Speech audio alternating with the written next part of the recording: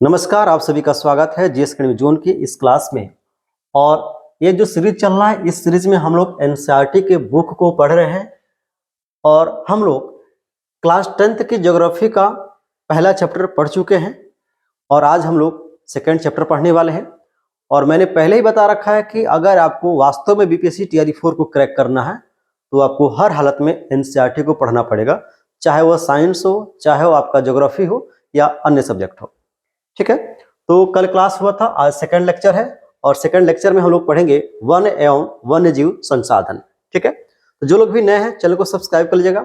Video के description में Telegram का लिंक दिया गया है, वहां पे जुड़ जाइए, क्योंकि जैसे ही क्लास खत्म होता है क्लास 10th की, ये जो है लाइन बाय लाइन जो अंडरलाइन किया गया है, इस जो है पीडीएफ को वहां पे सेंड कर दिया जाएगा।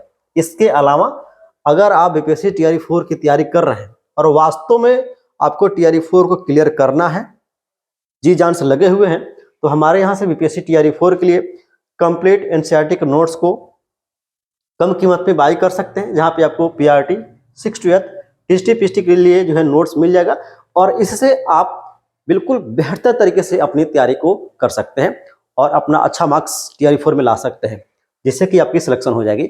और यहाँ पे कुछ इसका जो है रेट दिया गया है और आप जो है पूरा जो है सब्जेक्ट जो यहाँ पे दिया गया है वो टोटल कम्बो पैक में 99 में ले सकते हैं। अगर अलग अलग लेते हैं सिंगल करके तो फिर आपको कॉस्टली पड़ेगा। ठीक है, तो आप समझ लीजिएगा। और हाँ, बता दो कि ये जो नोट्स है आप इसके लिए व्हाट्सएप पर संपर्क कर सकते हैं और ओनली व्हाट्सएप पर ही आपको नोट्स मिलेगा, अदर किसी माध्यम से नोट्स नहीं मिलता है हमारे यहाँ। चलिए अब हम लोग चलते हैं, आपका इस क्लास को शुरू करते हैं और इस क्लास में ज्योग्राफी का एनसीईआरटी से सेकंड चैप्टर पढ़ने का प्रयास करते हैं। और हमारा सेकंड चैप्टर है वन एवं वन्यजीव संसाधन। मैंने पहले ही बता रखा है कि एनसीईआरटी को लाइन बाय लाइन पढ़ने से पहले मैं खुद आपको पढ़ के आता हूं और फिर मैं जो चीज महत्वपूर्ण होता है उसे पढ़ाने का प्रयास करता हूं, क्योंकि यहाँ पे इस क्लास में यहाँ पे मैं खड़ा होकर लाइन बाय लाइन पढ़ाऊं तो आपको समय भी ज्यादा लगेगा और आप बोर भी हो जाएंगे। इसलिए जितना महत्वपूर्ण चीजें हैं उसको मैं पहले से अंडरलाइन करके आता हूं पढ़ाने के लिए। ठीक है, तो चलिए अब इस क्लास को शुरू करते हैं और इसमें देखते हैं कि कहीं महत्वपूर्ण चीजों को अंडरलाइन किया गया है कि नहीं किया गया है। चलिए इस पेज में आपको ऊपर दिखेगा, यस यहाँ पे है, इसे मैं जूम कर लेता हूं। ठीक है, ओके, क्लास को शुरू करते हैं और यहाँ पे आपको ध्यान रखना है। ठीक है, अब कहा जा रहा है कि वास्तव में भारत जैव विविधता के संदर्भ में विश्व के सबसे समृद्ध देशों में से एक है। यानी भारत जो है, भारत में डाइवर्सिटी पाई जाती है। डाइवर्सिटी का मतलब है कि यहाँ पे जो भी पेड़ पौधे जीव जंतु है उनकी अनेक प्रजातियां हैं। ठीक ना, इसके अलावा हमारे जो है हमारे यहाँ अलग जाति धर्म के लोग भी देखने को मिलते हैं। तो हमारे यहाँ जो भारत जो देश है, यह भारत जो है ये पूरे विश्व में जैव विविधता में समृद्ध देशों के जो है नंबर में आता है और यहाँ विश्व की जैव उपजातियों की 8% संख्या लगभग जो 16 लाख है ये पाई जाती है। यानी विश्व में जितने भी जैव विविधता में जो उपजातियां हैं उन सारी उपजातियों का 8% संख्या जो है, जो लगभग 16 लाख हो रही है, ये भारत में पाई जाती है। ठीक ना, इस बात को आपको ध्यान रखना है। नेक्स्ट चला जाए तो इतनी बात याद रखना है। इसके अलावा यहाँ पे कहा जा रहा है, क्या आप जानते हैं, तो यहाँ पे क्या जानने के बाद की जा रही है। अब देखिए यहाँ पे कहा जा रहा है कि हमारे देश में लगभग 81,000 वन्य जीवन उपजातियां और लगभग 47,000 वनस्पति उपजातियां पाई जाती हैं। इस डाटा को याद रखिएगा कि भारत में 81,000 वन्य जीवन उपजातियां हैं और लगभग 47,000 वनस्पति उपजाति हैं। ठीक है ना, वनस्पति उपजातियों में से लगभग 15,000 उपजातियां भारतीय मूल की है, मतलब कि भारत से इनकी उत्पत्ति हुई है, ये स्थानीय है। तीनों डाटा को याद रखिएगा कि जो भारत में है इसमें लगभग 80,000 वन्यजीव उपजातियां हैं। इसके अलावा 47,000 वनस्पति उपजातियां हैं और वनस्पति उपजातियों में से लगभग 15,000 तो ऐसे हैं कि मूल रूप से ये भारतीय हैं। ठीक है, नेक्स्ट बात की जाए तो इसके अलावा नीचे आइए, नीचे कहा जा रहा है, नीचे आपको कहा जा रहा है कि भारत में 10%, भारत में 10% वन्य वनस्पति जात और 20% स्तनधारियों को लुप्त होने का खतरा है। अब देखिए, हमारे जो आसपास जो जीव जंतु पाए जा रहे हैं या जो भी है, उनका जो है किसी न किसी प्रकार से उनको शिकार किया जा रहा है, इनको हनन किया जा रहा है। और ऐसे में भारत में लगभग 10% वन्य जो है वनस्पति जात और 20% स्तनधारियों को लुप्त होने का खतरा हो गया है, मतलब कि खत्म होने वाले हैं। इनमें से कई उपजातियां तो नाजुक अवस्था में पहुंच गई है, मतलब कि कब खत्म हो जाए जो है इसका कोई अनुमान नहीं है और लुप्त होने के कगार पर है। इनमें जो है आता है चीता, इसके अलावा गुलाबी सिर वाली बत्तख, पहाड़ी कोयल और जंगली चितदार उल्लू और मधुका। इसके अलावा इन सिग्निस जो महुआ की जंगली किस्म की एक जो है पौधा है, इसके अलावा और जो है हुबरीडिया और हेप्टेरोनोर, ये क्या है, घास की प्रजाति है। ये कुछ पौधे और कुछ जानवर ऐसे हैं जो बहुत जल्द जो है खत्म होने की कगार पर पहुंच गए हैं, ठीक ना। तो इस बात को ध्यान रखना कि भारत में 10% जो वन्य वनस्पति जात है ये, और 20% स्तनधारी मतलब कि जो जीव जंतु है ये जो है लुप्त होने की कगार पर है। और यहाँ पे कुछ नाम दिया गया है, चीता, इसके अलावा गुलाबी सिर वाला जो मेढक है, सॉरी बत्तख है, पहाड़ी कोयल और जंगली चित्तार उल्लू, मधुका इनसिग्निस जो है महुआ की एक जंगली किस्म है, ये पौधा है, ठीक ना। उसके अलावा हुबरगिडिया और हेप्टेरोन्यूरोन, ठीक ना। ये कुछ घास की प्रजातियां, ये कुछ ऐसे जीव जंतु जो है जो आपके लुप्त होने की कगार पर पहुंच गए हैं। नेक्स्ट बात की जाए तो नेक्स्ट आपका यहाँ पर ये लुप्त होते वन। अब देखिए इसके संदर्भ में क्या कहा जा रहा है, इसके संदर्भ में कहा जा रहा है कि भारत में जिस पैमाने पर वन की कटाई हो रही है वह विचलित कर देने वाली बात है। क्या है, ये विचलित कर रहा है, ठीक ना।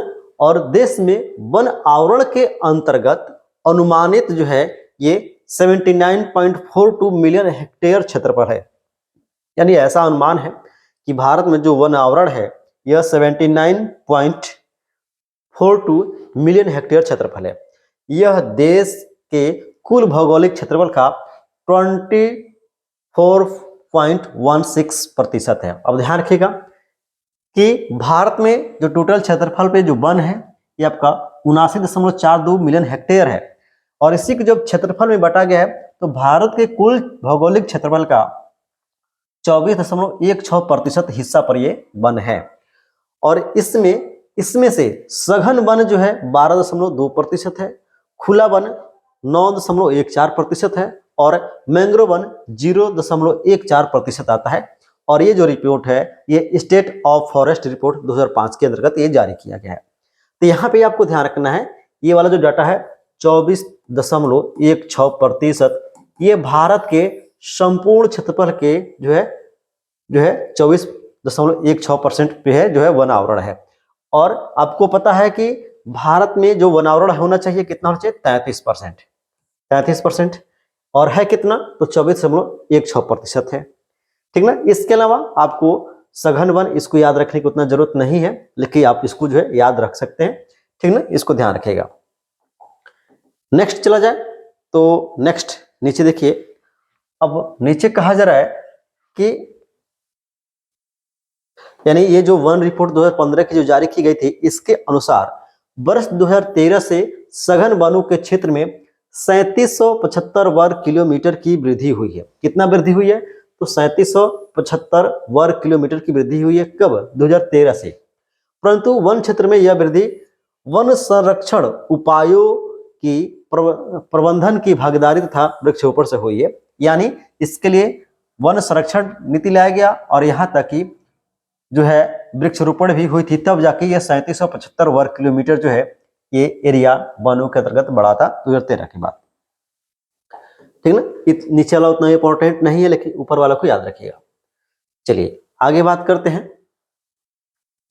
अब यहाँ पे सामान्य जातियां देखा जाए, ठीक है। तो यहाँ पे सामान्य जातियों के बारे में देखा जाए तो कहा जा रहा है कि वे जातियां हैं, सामान्य जातियां, ये वे जातियां हैं जिनकी संख्या जीवित रहने के लिए सामान्य मानी जाती है। अब देखिए यहाँ पे है क्या कि यहाँ पे देखिए, यहाँ पे हम लोग देखा जाए तो यहाँ पे ये कहा जा रहा है कि संरक्षण और जो है इनका प्राकृतिक संसाधन के संरक्षण के लिए IUCN का जो है एक बुक जो है निर्धारण हुआ, ठीक ना, रेड डाटा बुक। तो IUCN के तहत जो है एक रेड डाटा बुक जो आया, उसके तहत जो जातियां या जो पेड़ पौधे जो नष्ट होने वाले हैं उनकी एक जो है लिस्ट बनाई गई, ठीक ना। तो उसके संदर्भ में अलग अलग जीव जंतु को उनके संख्या के हिसाब से, ठीक ना, जो है अलग अलग भागों में बांटा गया कि कौन लुप्त होने वाले हैं, कौन संकटग्रस्त जातियां हैं। तो इस आधार पे सबसे पहले बात की गई सामान्य जातियों के संदर्भ में। तो सामान्य जातियों के संदर्भ में अगर देखा जाए तो सामान्य जातियों के संदर्भ में कहा जा रहा है कि वे जातियां, सामान्य जातियां मतलब कि वे जातियां हैं जिनकी संख्या जीवित रहने के लिए समान मानी जाती है, मतलब कि ये जीवित रहने के लिए पर्याप्त हैं, जैसे कि पशु, साल, चीड़ और कृंतक यानी रोडेंट्स इत्यादि। ये क्या है, ये सामान्य जाति है। जबकि संकटग्रस्त जातियां क्या होती हैं, तो ये वे जातियां हैं जिन्हें लुप्त होने का खतरा है, मतलब कि कभी भी ये लुप्त हो सकती हैं, ठीक ना। जिन विषम परिस्थितियों के कारण इनकी संख्या कम हुई है, यदि वे जारी रही, यानी जो विपरीत परिस्थितियां चल रही हैं इनके लिए अगर वह लगातार जारी रहती हैं तो ये क्या होंगी, ये जातियां ज्यादा दिन तक जीवित नहीं रह सकती हैं। और इसमें आता है काला हिरण, मगरमच्छ, भारतीय जंगली गधा, इसके अलावा गेंडा, शेर, सिर पूछ वाला बंदर, सिर पूछ वाला बंदर है, ठीक ना। इसके अलावा संगाई, ये मणिपुरी हिरण है। तो ये कुछ ऐसे जाति हैं कि संकटग्रस्त जाति हैं, जो परिस्थितियां अभी इनके लिए बनी हुई है, अगर वही परिस्थितियां आगे चली जाती हैं ये जो है खत्म हो सकते हैं, ठीक ना, यही कहा जा रहा है। और इसमें कुछ नाम भी दिया गया है, काला हिरण, मगरमच्छ, भारतीय जंगली गधा, गेंडा, शेर के पूंछ वाला जो बंदर होता है, इसके अलावा शंगाई। ये कुछ ऐसे हैं जिनको आपको याद रखना है, ठीक है। चलिए आगे बात किया जाए। अब देखिए सुभेद क्या होता है। तो कहा जा रहा है कि जिनकी संख्या घट रही, यानी वे जातियां जिनकी संख्या घट रही हैं, यदि संख्या पर विपरीत प्रभाव डालने वाली परिस्थितियां नहीं बदली तो इनकी संख्या घटती रहती है और ये संकटग्रस्त जातियों के श्रेणी में शामिल हो जाएंगे। मतलब कि सुभेद जातियां वे जातियां होती हैं कि इनकी संख्या तो घट रही है और ये जो परिस्थितियां इनकी संख्या को घटा रहा है, अगर ये ठीक नहीं की गई तो ये संख्या जो है इनकी लगातार घटती चली जाएगी और ये जो है ये भी खत्म हो जाएंगे, ठीक है ना। और इसमें आता है नीली भेड़, एशियाई हाथी, इसके अलावा गंगा नदी डॉल्फिन, ये इसके कुछ नाम दिए गए हैं। नेक्स्ट बात की जाए दुर्लभ जातियां। तो दुर्लभ जातियां वे जातियां होती हैं कि जब जल्दी दिखाई नहीं पड़ती या जल्दी नहीं पाई जाती हैं। तो दुर्लभ जातियों में कहा जा रहा है कि इन जातियों की संख्या बहुत कम या सुभेद है और यदि इनको प्रभावित करने वाली विषम परिस्थितियां नहीं परिवर्तित होती हैं तो यह संकटग्रस्त जातियों में श्रेणी में आ सकती हैं, ठीक ना। तो इसके बारे में कहा जा रहा है। फिर स्थानिक जातियां, यानी किसी विशेष स्थान पे पाए जाने वाली जो जातियां हैं उन्हें स्थानिक जातियां कहा गया है। और इसमें प्राकृतिक या भौगोलिक सीमाओं से अलग विशेष क्षेत्र में पाए जाने वाली जातियां ये है। और इसके अलावा इसमें कहा जाए कि अंडमानी टील है, निकोबारी कबूतर, अंडमानी जंगली सुअर और अरुणाचल प्रदेश के मिथुन इन जातियों के उदाहरण हैं। ये कुछ ऐसी जातियां हैं जो स्थानिक जातियों के अंतर्गत आते हैं, ठीक है। नेक्स्ट है लुप्त जातियां, मतलब कि ये जो है खत्म हो गई हैं। इसमें कहा जा रहा है कि वे जातियां जो इनके रहने के आवासों में खोजे जाने पर ये अनुपस्थित पाई गई। मतलब कि लुप्त जातियां ऐसी जातियां होती हैं कि जब उनकी खोज हो रही थी, उनके आवास पर इनको जांच पड़ताल किया जा रहा था, तब ये वहां पे नहीं पाई गई, ठीक ना। और ये उपजातियां स्थानीय क्षेत्र, प्रदेश, देश, महाद्वीप या पूरी पृथ्वी से लुप्त हो गई हैं। मतलब कि ये कंप्लीटली जो है गायब है, नहीं पाई जा रही हैं। और ऐसी जातियों में एशियाई चीता आता है और आपका गुलाबी सिर वाली बत्तख ये आते हैं, ठीक ना। एशियाई चीता चूंकि 1953 या 52, मैं कंफर्म नहीं हो पा रहा हूं, शायद 53 या 52 है, उसी समय ये विलुप्त घोषित किया जा चुका था। आप देख लीजिएगा कि 52 है कि 53 है, ठीक ना। चलिए, तो ये कुछ है जिसमें एशियाई चीता, गुलाबी सिर वाली बतख, ये जो है ये विलुप्त घोषित किए जा चुके हैं। नेक्स्ट चला जाए। अब यहां पे एशियाई चीता कहां चला गया, इसको ध्यान रखिएगा। चलिए, इसको हम जूम कर देते हैं। और अब यहां पे कहा जा रहा है कि एशियाई चीता कहां चला गया। भूमि पर रहने वाला दुनिया का सबसे तेज स्तनधारी प्राणी चीता बिल्ली परिवार का एक अजूबा और विशिष्ट सदस्य है। चीता क्या है, बिल्ली परिवार का एक अजूबा और विशिष्ट सदस्य है। और इसकी जो रफ्तार है वो 112 किलोमीटर प्रति घंटे की गति से दौड़ सकता है। लोगों को आमतौर पर भ्रम रहता है कि चीता एक तेंदुआ होता है, ठीक ना। चीते की विशेष महान पहचान उसकी आंखों के कानों से मुंह तक नाक के दोनों ओर फैले आंसुओं के लकीरनुमा निशान है। और 20वीं शताब्दी से पहले चीते अफ्रीका और एशिया में दूर दूर तक फैले हुए थे 20वीं शताब्दी में, परंतु इसके आवासीय क्षेत्र और शिकार की उपलब्धता कम होने से ये लगभग लुप्त हो चुके हैं। और भारत में यह जातियां बहुत पहले, देखिए 1952 आ भी गया, 1952 में लुप्त घोषित कर दी गई हैं, ठीक ना। तो ध्यान रखिएगा, इस इतना में हमें एक ही चीज महत्वपूर्ण मिला कि एशियाई जो चीता है यह 1952 में जो है भारत से लुप्त घोषित किया जा चुका है। चलिए, अब नेक्स्ट बात की जाए तो नेक्स्ट आपका यहां से ध्यान रखिएगा। यहां से अब आपको कहा जा रहा है कि भारत में वनों को सबसे बड़ा नुकसान, भारत में वनों को सबसे बड़ा नुकसान उपनिवेश काल में रेल लाइन, कृषि व्यवसाय और वाणिज्य, वानिकी और खनन के क्रियाओं में वृद्धि से हुआ। अब देखिए, यह क्वेश्चन TRE 2 में पूछा जा चुका है, क्लास 6 से 8 का जो SST का एग्जाम हुआ था वहां पर, ठीक ना। तो ध्यान रखिएगा कि भारत में जो जंगलों की ज्यादा विनाश हुई, यह कैसे हुआ, तो उपनिवेश काल में जब भारत गुलाम था उस दौरान जो है, उस काल में रेल लाइन की जो पटरियां होती थी, उस पटरियों के लिए जो है पेड़ पौधों को काटा गया था, कृषि कार्य के लिए पेड़ पौधों को काटा गया था, व्यवसाय के उद्देश्य से, इसके अलावा वाणिज्य, वानिकी और खनन की क्रियाओं में वृद्धि से ये जो है वनों का नुकसान हुआ था। तो इस बात को ध्यान रखिएगा, इस कारण से क्या हुआ था, वनों का नुकसान हुआ था। चलिए, यहां पे कुछ डाटा देखें, ये डाटा आपको उतना महत्वपूर्ण नहीं है, ठीक है। नेक्स्ट बात की जाए, यहां पे आइए, यहां पे कहा जा रहा है क्या उपनिवेश वन नीति को दोषी माना जाए। अब यहां पे कहा जा रहा है कुछ पर्यावरण विशेषज्ञों के अनुसार भारत के कई क्षेत्रों में संवर्धन, वृक्षारोपण अर्थात वाणिज्य की दृष्टि से कुछ या एकल वृक्ष जातियों के बड़े पैमाने पर रोपण करने से पेड़ों की दूसरी जातियां खत्म हो गई। यानी देखिए, जब वाणिज्य कृषि होती है या वृक्षारोपण होता है तो मेनली वृक्षारोपण में या वाणिज्य कृषि में किसी एक ही पौधे के ऊपर ज्यादा जोर दिया जाता है और ये बड़े पैमाने पे इनकी खेती की जाती है। तो जब आप एक ही पौधे पर ज्यादा जोर दीजिएगा, उसी की खेती कीजिएगा और बड़े पैमाने पे खेती कीजिएगा, तो बाकी जो पेड़ पौधे की जो जातियां हैं या जो पेड़ पौधे हैं वे क्या हो जाएंगे, वो नेग्लेक्ट हो जाएंगे, वो खत्म हो जाएंगे। तो यही बात कहा जा रहा है।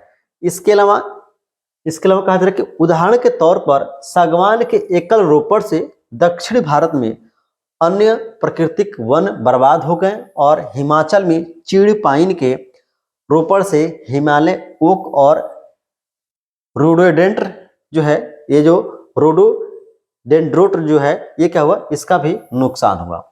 तो ये कुछ बताया जा रहा है कि अगर आप वाणिज्य कृषि या वृक्षारोपण करते हैं और किसी एक ही जो है पौधे के ऊपर ज्यादा आप जो है ध्यान केंद्रित करते हैं या किसी एक ही वृक्ष को जो है ज्यादा रोपण करते हैं, तो बाकी जो पौधे होंगे वो हो सकता है कि विलुप्त हो जाए या खत्म हो जाए।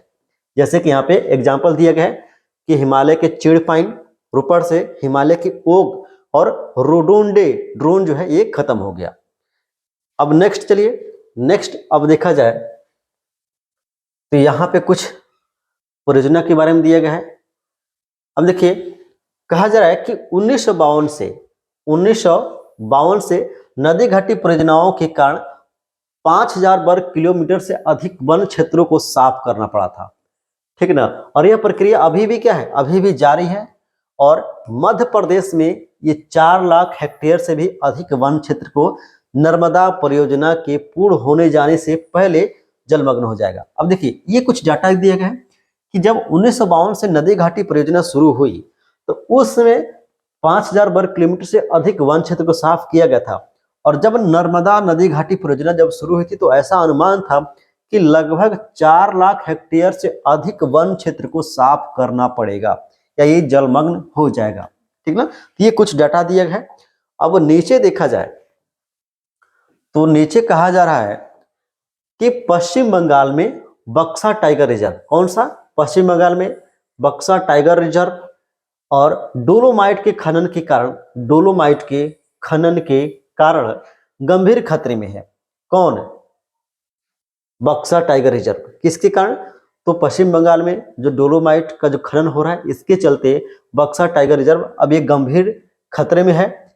इससे कई प्रजातियों के प्राकृतिक आवासों को नुकसान पहुंचा है और कई जातियों जिसमें भारतीय हाथी भी शामिल है।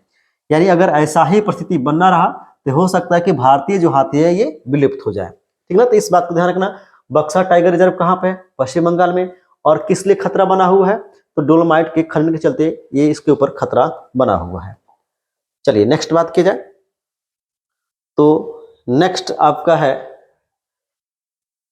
यहाँ पे, इसको हम जूम कर लेते हैं।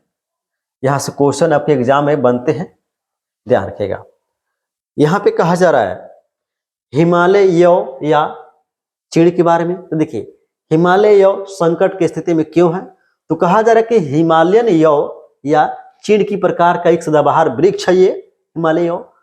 तो एक औषधीय पौधा है हिमालय या चीड़ की प्रकार का एक वृक्ष जो है ये क्या है, एक औषधि का पौधा है। मतलब कि इससे जो है दवाई बनती है, जो हिमाचल प्रदेश और अरुणाचल प्रदेश के कई क्षेत्रों में पाया जाता है। हिमालय कहाँ पाया जाता है, हिमाचल और अरुणाचल प्रदेश में। क्या बनता है, तो इससे मेडिसिन बनती है। और पेड़ की छाल, यानी हिमालय की जो पेड़ की छाल है, इसकी पत्तियां, टहनियों और जड़ों से टेक्सोल प्राप्त होता है। क्या प्राप्त होता है, टेक्सोल।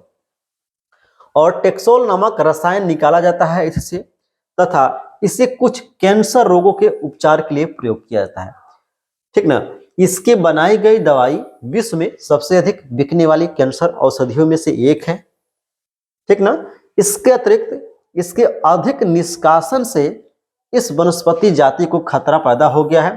पिछले एक दशक यानी लगभग 10 वर्षों में हिमाचल प्रदेश और अरुणाचल प्रदेश में विभिन्न क्षेत्रों में यव के हजारों पेड़ सूख गए हैं। अब देखिए, हिमालयन यव के बारे में कहा जा रहा है कि हिमालय यवन जो है ये चीड़ के सदाबहार वृक्ष का एक जो है पौधा है, पेड़ है। और ये जो पेड़ है यह विलुप्त होने की कगार पर क्यों आ गया है, तो इसका कारण है कि इस हिमालयन यव से इसके जड़, पत्ती, टहनियों से टेक्सोल निकाला जाता है। और इस टेक्सोल से जो है कैंसर के उपचार में दवाई बनती है, ठीक ना। और इसके ये जो दवाई है इतनी जो है डिमांडेड है कि इसका जो है, एक मिनट मैं लाइट ऑफ कर दूं, ठीक है।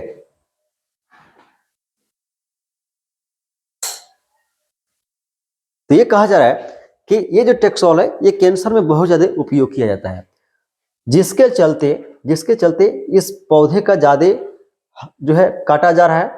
और इसके चलते ये जो अरुणाचल प्रदेश और हिमाचल प्रदेश में ये जो पेड़ पाया जा रहा है ये लगभग इसकी 1000 से ज्यादा भी जातियां जो है सूख चुकी है या पेड़ पौधे ये सूख चुके हैं, ठीक ना। तो इस बात को आपको याद रखना है। टेक्सोल से ये जो आपका हिमालय है इसे टेक्सोल निकला जाता है, अरुणाचल और हिमाचल प्रदेश में पाए जाते हैं, ठीक ना। चलिए नेक्स्ट देखा जाए तो नेक्स्ट है आपका यहाँ पे कोई इंपॉर्टेंट नहीं लगा गया, यहाँ पे है। चलिए, यहाँ पे कहा जा रहा है कि 1960 और 1970 के दशक में, 1960 और 1970 के दशक के दौरान पर्यावरण पर्यावरण संरक्षकों ने राष्ट्रीय वन्य जीवन सुरक्षा कार्यक्रम की पुरजोर मांग की और भारतीय वन्य जीवन अनुरक्षण अधिनियम 1972 में लागू किया गया। यानी देखिए, 1960 से 1970 के बीच में जो लोग पर्यावरण के हित में अच्छा सोचते थे तो उन्होंने मांग की थी, और इनके मांग के आधार पर जो है भारतीय वन्य जीव अधिनियम 1972 लागू किया गया, जिसमें वन्य जीवों के आवास रक्षण के अनेक प्रावधान थे। ठीक है, सारे भारत में रक्षित जातियों की सूची भी प्रकाशित की गई। इस कार्यक्रम के तहत बची हुई संकटग्रस्त जातियों की बचाव पर शिकार प्रतिबंध लगा दिया गया और वन्य जीव आवासों का कानूनी संरक्षण तथा रक्षण तथा जंगली जो जंतु थे उनको भी बचाने का प्रयास किया गया। कहने का मतलब है कि 1960 से लेकर 1970 के बीच में ये 10 साल का जो समय रहा, इसमें लोगों ने बराबर जो है पर्यावरण के बचाने के लिए जो है कानून की मांग की, और इसके तहत जो है 1972 में भारतीय वन्य जीवन अधिनियम पारित हुआ और इसके तहत वन्य जीवों को आवास और उनको बचाने के लिए कुछ प्रावधान किए गए, और इसमें जो है कुछ जंतुओं के नाम दिए गए, कुछ पेड़ पौधों के नाम दिए गए जिनका शिकार करना, जिनको काटना पूरी तरह से बैन कर दिया गया था। और इसके आगे और बात की जाए तो कहा जा रहा है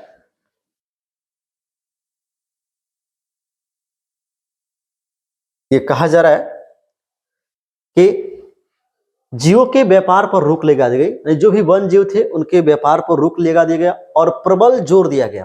तत्पश्चात केंद्रीय सरकार व कई राज्य सरकारों ने राष्ट्रीय उद्यान और वन्यजीव पशु विहार स्थापित किए, जिनके बारे में आप पहले पढ़ चुके होंगे। केंद्रीय सरकार ने कई परियोजनाओं की घोषणा की जिनका उद्देश्य गंभीर खतरे में पड़े कुछ विशेष वन प्राणियों को रक्षण प्रदान करना था। इस प्राणियों में कौन था? बाघ, एक सींग वाला गेंडा, कश्मीरी हिरण अथवा हंगुल, इसके अलावा 3 प्रकार के मगरमच्छ, जिसमें स्वच्छ जल वाला मगरमच्छ, इसके अलावा लवणीय जल वाला मगरमच्छ, और तीसरा घड़ियाल आता है। ठीक ना। और इसके अलावा और बात की जाए तो एशियाई शेर, अन्य प्राणी शामिल है। कहने का मतलब है कि जो केंद्रीय सरकार और इसके अलावा जो राज्य सरकारें थी वे लोग भी अपने अपने वन नीति लाई, और इसके अंतर्गत कुछ जो जीव जंतु थे उन्हें जो है शिकार करने पर पूरी तरह से बैन लगा दिया गया। जैसे कि इसमें दिया गया है कि आपका बाघ, एक सींग वाला गेंडा, कश्मीरी हिरण जिसे हुंगुल भी कहते हैं, और 3 प्रकार के जो मगरमच्छ हैं, स्वच्छ जल वाला, लवणीय जल वाला और घड़ियाल और एशियाई शेर, इनको पूरी तरह से बैन कर दिया गया कि इनका कोई भी शिकार नहीं कर सकता है। इसके अतिरिक्त कुछ समय पहले भारतीय हाथी, काला हिरण, चिंकारा, भारतीय गुडावन और हिम तेंदुआ आदि के ऊपर भी शिकार और व्यापार पर संपूर्ण अथवा आंशिक रूप से प्रतिबंध लगा दिया गया है कि इन जानवरों का जो है शिकार या प्रतिबंध नहीं किया जा सकता, इनका व्यापार नहीं किया जा सकता। तो इनका नाम याद रखना है जिनके ऊपर जो पूरी तरह से बैन लगाई गई है, क्योंकि क्वेश्चन दे सकता है कि कौन जो है किसका शिकार नहीं किया जा सकता या कौन जो है पूरी तरह से बैन किए गए हैं। अब देखिए, बाघ परियोजना के बारे में पढ़ लिया जाए, महत्वपूर्ण है। तो बाघ परियोजना के बारे में कहा जा रहा है कि वन जीवन संरचना में बाघ, जिसे टाइगर कहा जाता है, एक महत्वपूर्ण जंगली जाति है। 1973 में अधिकारियों ने पाया कि देश में 20वीं शताब्दी के प्रारंभ में बाघों की संख्या अनुमानित संख्या से 55,000 से घटकर मात्र ये 1827 बस रह गई थी। ठीक है, बाघों को मारकर उनके व्यापार के लिए चोरी करना, आवासीय स्थलों का सिकुड़ना, भोजन के लिए आवश्यक जंगली जातियों की संख्या कम होना और जनसंख्या में वृद्धि बाघों की घटती संख्या के मुख्य कारण है।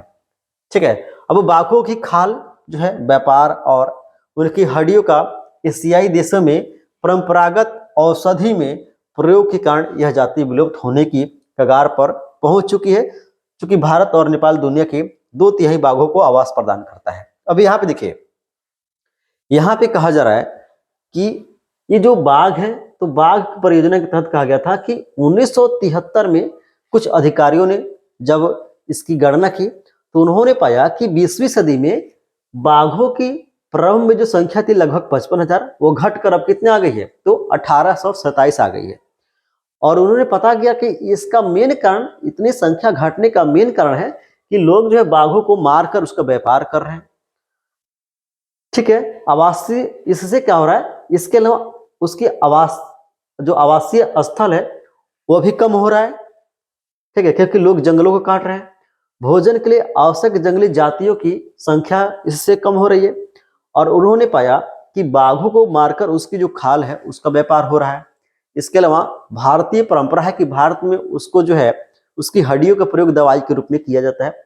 ये कुछ चीजें पाई गई बाघ की परियोजना के संबंध में। और ये भी कहा जा रहा है कि भारत और नेपाल जो है ये बाघों की 2/3 जो है आवास प्रदान करते हैं। नेक्स्ट, अब ये आगे कहा जा रहा है, इसको समझ लेते हैं। नेक्स्ट कहा जा रहा है कि भारत और नेपाल चूंकि 2/3 आवास उपलब्ध करवाते हैं, अतः ये देश शिकार, चोरी और गैर कानूनी व्यापार रोकने वाले मुख्य निशाने पर हैं। अब देखिए, प्रोजेक्ट टाइगर विश्व की बेहतरीन वन जीवन परियोजनाओं में से एक है। इसकी शुरुआत कब हुई थी, तो 1973 में। चूंकि देखिए 1972 में हुआ क्या था, 1972 में बाघों की गणना हुई थी, जिसमें पाया गया था कि 1827 बाघ ही सिर्फ थे। ठीक ना। तो इसके तहत क्या हुआ कि 1973 में जाकर जो है बाघ परियोजना शुरू हुआ। ठीक ना। और शुरू में इनमें बहुत सफलता प्राप्त हुई, क्योंकि बाघों की संख्या बढ़कर कितनी हो गई, 1985 में यह 4002 बाघ हो गए और 1989 में ये 4334 हो गए। परंतु 1993 में इनकी संख्या फिर से घटकर 36 हो गई थी। भारत में 32,137.14 वर्ग किलोमीटर पर फैले हुए 39 बाघ रिजर्व टाइगर है। अब बाघ संरक्षण मात्र एक संकटग्रस्त जातियों को बचाने का प्रयास नहीं है। शुरू में बाघ संरक्षण जो आया था सिर्फ बाघों के उद्देश्य से था, लेकिन अब ये जो बाघ संरक्षण है सिर्फ बाघों को ही बचाने का प्रयास नहीं किया जा रहा है, अपुति इसकी उद्देश्य बहुत बड़े आकार के जैव जाति को भी बचाना है। मतलब कि बाघ के साथ साथ अन्य जो जीव जंतु हैं जो विलुप्त होने के कगार पे हैं या जिनकी संख्या घट रही है उनको भी बचाना है। जैसे कि उत्तराखंड में जिम कार्बेट राष्ट्रीय उद्यान, पश्चिम बंगाल में सुंदरबन राष्ट्रीय उद्यान, मध्य प्रदेश में बांधवगढ़ राष्ट्रीय उद्यान, इसके अलावा राजस्थान में सरिस्का वन्यजीव अभयारण्य, ठीक ना, असम में मानस और केरल में पेरियार बाघ परियोजना यह है जिसमें बाघों के संरक्षण किया गया है, इनको बचाने का प्रयास किया जा रहा है।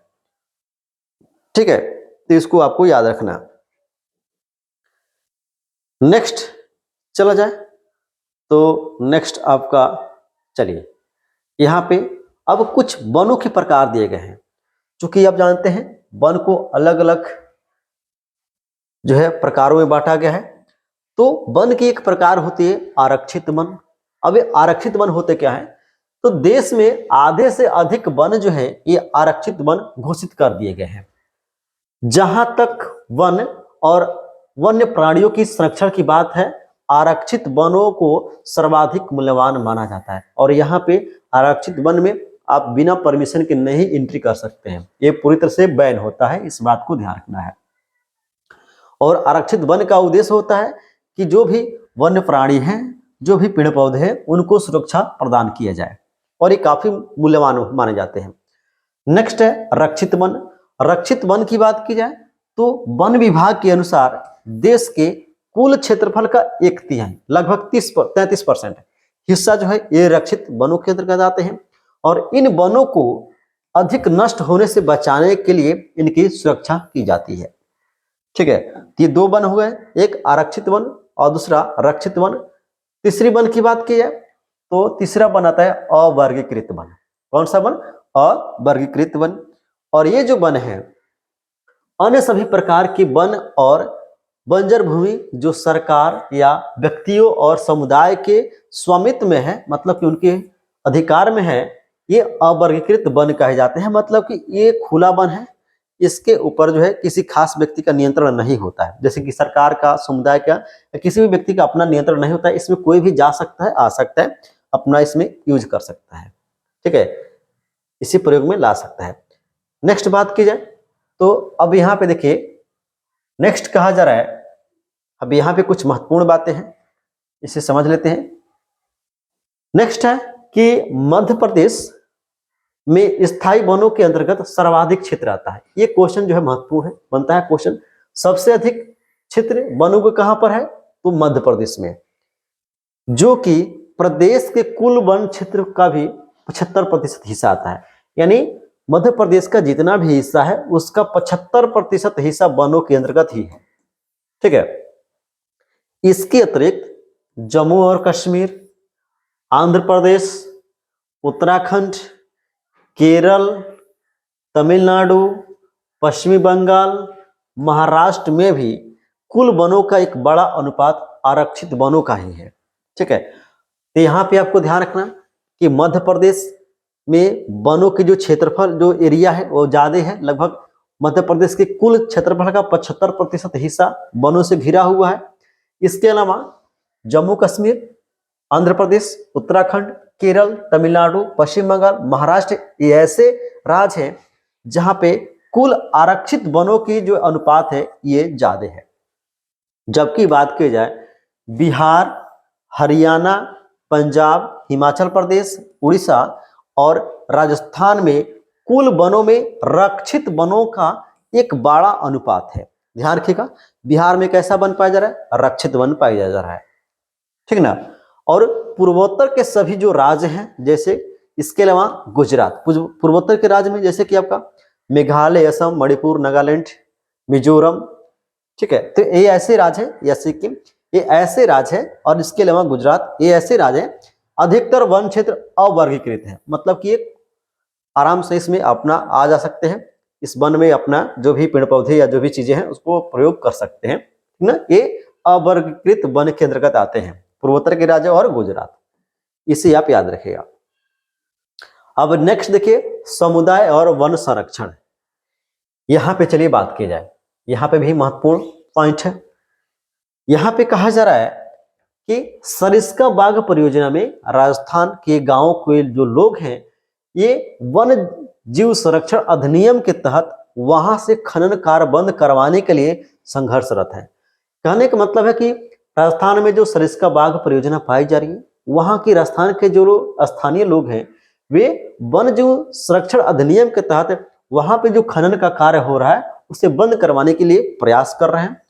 और राजस्थान के अलवर जिला, कौन सा जिला, तो राजस्थान के अलवर जिला के 5 गांव के जो लोग हैं ये मिलकर 1200 हेक्टेयर वन भूमि, जिसे भैरव देव डकाव, कौन सा, तो इसे याद रखना, क्वेश्चन का कभी भी पार्ट बन सकता है, भैरव देव डकाव, ठीक ना। तो भैरव देव डकाव सेंचुरी घोषित कर दी है, ठीक ना, और जिसके अपने ही नियम कानून है।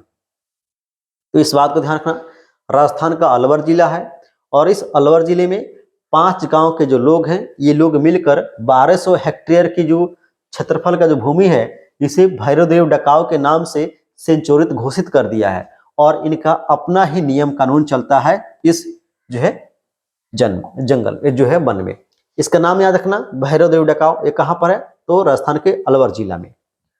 चलिए नेक्स्ट देखा जाए, अब ये आता है जो पेड़ों के झुरमुट विधि और दुर्लभ जातियों की संपत्ति। यहां से क्वेश्चन जो है बीपीएससी टीआरई में बन चुका है, ठीक है। अब देखिए यहां पे क्या कहा जा रहा है, यहां पे क्या कहा जा रहा है, एक मिनट, ठीक है। ये कहा गया जी, ये क्या हो गया, यही है ना, देख लेते हैं। ये मक्खी उक्खी बैठी है क्या, हाँ यही है। चलिए इसको मैं हल्का सा और जूम कर लेता हूं ताकि आपको अच्छे से दिख सके। चलिए यहां पे कहा जा रहा है कि पवित्र पेड़ों के झुरमुट विविध और दुर्लभ जातियों की संपत्ति। कहा जा रहा है कि प्रकृति की पूजा सदियों से पुराना जनजाति विश्वास है, यानी हर कोई प्रकृति की पूजा नहीं करता है। जो जनजातियां होती हैं वे प्रकृति की पूजा करती हैं और जिनका विश्वास भी है, जिसका आधार प्रकृति के हर रूप की रक्षा करना है। और ये जो जनजाति लोग होते हैं ये प्रकृति की पूजा इसलिए करते हैं क्योंकि इनका काम होता है इनका रक्षा प्रदान करना। इन्हीं विश्वासों ने विभिन्न वनों को मूल एवं कौमार्य रूप में बचा कर रखा है और यही जनजाति लोग जो है वनों को बचाने का प्रयास भी किया है, जिन्हें पवित्र पेड़ों को झुरमुट यानी देवी देवताओं के वन कहते हैं। ठीक है, झुरमुट का मतलब इनके लिए जो है देवी देवता का जो है वन माना गया है। और इन वनों के इन भागों में या तो वनों के ऐसे बड़े भागों में स्थानीय लोग ही घुसते तथा न ही किसी और को छेड़छाड़ करने देते। कहने का मतलब है कि ये जो जनजातियां जंगलों में पाई जाती हैं, ये जनजातियां जंगलों में कुछ पेड़ पौधे ऐसे हैं उनको पूजा करती हैं और उन्हें जो वन के देवता मानती हैं। और इनका मानना है कि कोई भी बाहरी व्यक्ति जंगल में ना तो आ सकता है और ना कोई व्यक्ति इसके साथ कोई छेड़छाड़ कर सकता है। ठीक ना। कुछ समाज कुछ विशेष पेड़ों की पूजा करते हैं और आदिकाल से उनका संरक्षण करते आ रहे हैं। छोटा नागपुर क्षेत्र, अभी यहाँ से आपको ध्यान जो है अच्छे से यहाँ पे रखना है। यहाँ पे कहा जा रहा है कि छोटा नागपुर का जो क्षेत्र है, छोटा नागपुर का क्षेत्र में मुंडा और संथाल जनजातियां। तो छोटा नागपुर क्षेत्र में ये जो मुंडा और संथाल जो जनजातियां हैं, ये जनजातियां महुआ और कदम, कौन सा पेड़, तो महुआ और कदम के पेड़ की पूजा करते हैं। यहां से क्वेश्चन बन चुका है टीआरई में। इसके अलावा उड़ीसा और बिहार की जनजातियां शादी के दौरान इमली और आम के पेड़ की पूजा करते हैं। इस बात को आपको याद रखना है। ये वाला बिहार को कभी भी क्वेश्चन पूछ सकता है कि बिहार की जनजातियां किस शादी के दौरान किस पेड़ की पूजा करती हैं। तो उड़ीसा और बिहार की जनजाति इमली और आम की पेड़ की पूजा करती हैं शादी के समय, जबकि मुंडा और संथाल जो जनजातियां हैं ये छोटा नागपुर क्षेत्र में पाए जाते हैं और ये महुआ और कदम के पेड़ की पूजा करती हैं। ठीक ना, तो इस बात को ध्यान रखना। इसके अलावा बहुत से व्यक्ति पीपल और वट वृक्ष को भी पवित्र मानते हैं और इसकी पूजा भी किया जाता है। भारतीय समाज में अनेकों संस्कृतियां और प्रत्येक संस्कृति में प्रकृति और इसकी कृतियों को संरक्षित करने का अपने पारंपरिक तरीके हैं। आमतौर पर झरनों, पहाड़ियों, चोटियों, पेड़ों और पशुओं को पवित्र मानकर उनका संरक्षण किया जाता है। आप अपने मंदिरों के आसपास बंदर और लंगूर पाएंगे। उपासक उन्हें खिलाते पिलाते हैं और मंदिर के भक्तों में उन्हें गिनते हैं।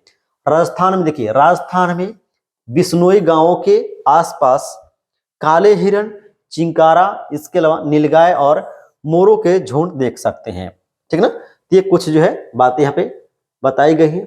नेक्स्ट चला जाए ऊपर, और ऊपर यहाँ पे ये बात खत्म हो गई। अब यहाँ पे फिर हम लोग देख लेते हैं कुछ महत्वपूर्ण पॉइंट यहाँ पर भी आपको देखने को मिल रहे हैं। नेक्स्ट कहा जा रहा है कि हिमालय में प्रसिद्ध चिपकू आंदोलन, लीजिए ये भी आपका बीपीएससी टीआरई का क्वेश्चन बन चुका है। ठीक ना, तो यहाँ पे कहा जा रहा है कि हिमालय में प्रसिद्ध चिपकू आंदोलन कई क्षेत्रों में वन कटाई रोकने में के कारण कामयाब नहीं रहा, अपितु यह भी दिखाया कि स्थानीय पौधे की जनजाति को प्रयोग करके सामुदायिक वनीकरण अभियान को सफल बनाया जा सकता है। यानी चिपकू आंदोलन कहाँ पे शुरू हुआ, तो हिमालय में प्रसिद्ध चिपकू आंदोलन कई क्षेत्रों में ये पेड़ की कटाई को रोकने के लिए ये चलाया गया था। और इसमें जो महिलाएं थी, ये महिलाएं पेड़ों से चिपक जाती थी। ठीक है, और सिर्फ ये पेड़ों को बचाने के ही कामयाब नहीं हुए, बल्कि ये भी दिखाया गया कि किस तरह से ये जातियां जो है स्थानीय पौधों को सामुदायिक के तौर तरीके पर इसे बचा सकती हैं और इसे सफल भी बनाया। नेक्स्ट बात की जाए तो यहाँ पे अब देखिए टिहरी किसानों की बात की जाए तो कहा जा रहा है कि टिहरी में किसानों का बीज बचाओ आंदोलन। क्वेश्चन बन सकता है कि बीज बचाओ आंदोलन कहाँ पे हुआ था, टिहरी में हुआ था। तो बीज बचाओ आंदोलन और नवधान्य ने दिखा दिया कि रासायनिक उर्वरकों के प्रयोग के बिना भी विविध फसल उत्पादन द्वारा आर्थिक रूप से व्यवहार्य कृषि उत्पादन संभव है। अब क्वेश्चन यहाँ पे बन सकता है कि निम्न में कहां पर रासायनिक उर्वरकों के प्रयोग के बिना ही जो है पौधों का उत्पादन संभव हुआ है, ठीक ना। तो टिहरी के बीच बचाओ या नवदान जो है आंदोलन के दौरान ये संभव हो पाया है टिहरी में। नेक्स्ट देखिए, अब नेक्स्ट कहा जा रहा है, इसको अब पढ़ना, ठीक है। यहां पे कुछ दिया गया है, एक दो लाइन है, समझिए। अब कहा जा रहा है कि औपचारिक रूप से इन कार्यक्रमों की शुरुआत 1988 में हुई, जब उड़ीसा राज्य ने संयुक्त वन प्रबंधन का पहला प्रस्ताव पास किया। यानी ये जो है कौन सा, अब देखिए यहां पे इसको समझेंगे तब हमको समझ में आएगा। कहा जा रहा है कि भारत में संयुक्त वन प्रबंधन कार्यक्रम क्षरित वनों के प्रबंधन और पुनर्निर्माण के स्थानीय समुदायों की भूमिका के महत्व को उजागर करते हैं। औपचारिक रूप से इन कार्यक्रमों की शुरुआत कब हुई, तो 1988 में हुई, जब उड़ीसा राज्य ने संयुक्त वन प्रबंधन का जो है पहल प्रस्ताव पास किया। यानी जब सबसे पहले उड़ीसा सरकार ने वन प्रबंधन के संबंध में अपना जो है प्रस्ताव पारित किया, तब जाके केंद्र सरकार ने जो है इसके ऊपर कुछ औपचारिक नियम ले आए, ठीक है। आगे बात की जाए तो अब यहाँ पे कुछ महत्वपूर्ण बातें नहीं है। नेक्स्ट देखा जाए तो ये चैप्टर जो है ये खत्म होता है, और इसमें से देखिए हम यहाँ पे एमसीक्यू अभी क्यों नहीं करा रहे हैं, जैसा ही क्लास 10 खत्म होता है तो ऑल चैप्टर से मैं सेलेक्ट करके यहाँ तक ही ये जो नीचे जो क्वेश्चन होते हैं इसके एग्जाम्पलर, इसको भी हम सिलेक्ट करके जो है एक साथ एमसीक्यू करा देंगे, ठीक है ना। ये कुछ डाटा जितना भी बताया गया था आप हो सकता है कि नोट कर लीजिए, या इसको बार बार आप देखकर इसको जो है अच्छे से आप तैयार कर लीजिए, यहाँ से क्वेश्चन बनते हैं, ठीक है। फिर हम लोग मिलते हैं किसी और क्लास में, तब तक के लिए धन्यवाद, और वीडियो को लाइक, चैनल को सब्सक्राइब जरूर कीजिएगा, ठीक है। Thank you.